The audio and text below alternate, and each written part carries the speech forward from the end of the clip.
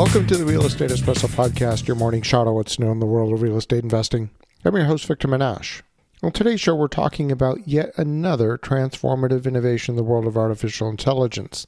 Now, I realize this is a real estate podcast, not an AI podcast, but any business that builds its business systems around AI will experience transformation. So on today's show, I'm going to showcase two different innovations that have launched in the past week. And spoiler alert, not all of them are worth embracing. The first one is a new product called Claude Design. The idea is you should be able to provide a description of what you want to create and the AI will generate it. You can see the process with examples. Now in one test case, I wanted to create a new schematic for a building. The overall floor plan is based on an existing building design that's made up of two-bedroom apartments. The only thing I wanted to do is change out the two-bedroom apartments with a layout for a one-bedroom apartment, but maintain the overall theme of the building. The one-bedroom apartment is obviously less area, so the footprint of the building is going to shrink, but otherwise would remain conceptually the same. Sounds simple enough. But rather than use the drawings I gave it, Claude Design decided to create a completely new design from scratch and largely ignored the templates I'd provided. So I asked more forcefully to follow the provided examples. And in this case, it kind of did it, but it put the kitchen cabinets on the exterior walls and the living room and bedrooms in the interior. So I told it that no, kitchens and bathrooms and closets should be on the interior and that living rooms and bedrooms need to be on the exteriors so that they have access to windows. Now, all this time, the schematics are being redrawn from scratch. The new drawings were very unrefined. I would compare the new drawings with the skill level of a kindergarten drawing. They were really bad. Now, after half a dozen iterations, each one as bad as the one before, I eventually gave up and realized that I would never converge on anything useful anytime soon. When the entry doors to the apartments opened up into the bathtub, I had had enough. So unfortunately, I have to give Claude Design a failing grade, at least at the moment. I know it's going to improve, but it's not close yet. Now you're going to see dozens of YouTube videos talking about how great Claude Design is, and maybe it is, and I didn't know how to fly it, but it's not great yet. Now, I am a huge fan of Claude Cowork. Anthropic, the makers of Claude, have established a dominant lead in particular for enterprise users. In fact, their revenue in the first quarter actually surpassed the revenue of OpenAI.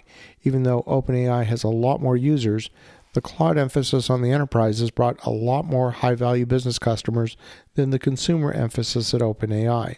Well, this past week, OpenAI introduced their latest release of Codex. This is the OpenAI answer to Claude Code and Claude Cowork. As is so often the case in the tech industry, competitors will often leapfrog each other, and the new Codex release from earlier this week is precisely one of those moments. Codex is now capable of interacting with any application on your computer, just like a person. Most other AI applications are looking for a machine-to-machine interface in order to properly create an integrated AI agent workflow. But Codex interacts with any application just by reading the screen, by typing input, and moving the mouse. It does it in the background, and it allows for multiple desktop agents to be working in the background while you're working in the foreground on your computer. Now, I've been using both Claude and Codex side by side in the past week, and what I can say is that Codex is fast. Claude Cowork can also take control over your Chrome browser and use internet-based applications, but when it does, it takes over the graphical user interface entirely, and it is slow. I mean, really slow. Either Claude is using your computer or you're using the computer, but not both. The fact that these agents in Codex can run in the background is a massive game changer. Codex can interact with any application on your computer, not just the web browser. So how did OpenAI get so far ahead in what appears to be an extremely short period of time? Well, OpenAI purchased a 12-person company called Sky 6 months ago before this release. These folks were previously at Apple, and they have a tremendous amount of deep knowledge about the Mac operating system and how to truly take control of the computer and any application. There is also a Windows release coming out, by the way. The new Codex release comes prepackaged with connection to over 90 native Mac applications as part of the initial release. I've been spending about 30 minutes each morning testing out the new capabilities.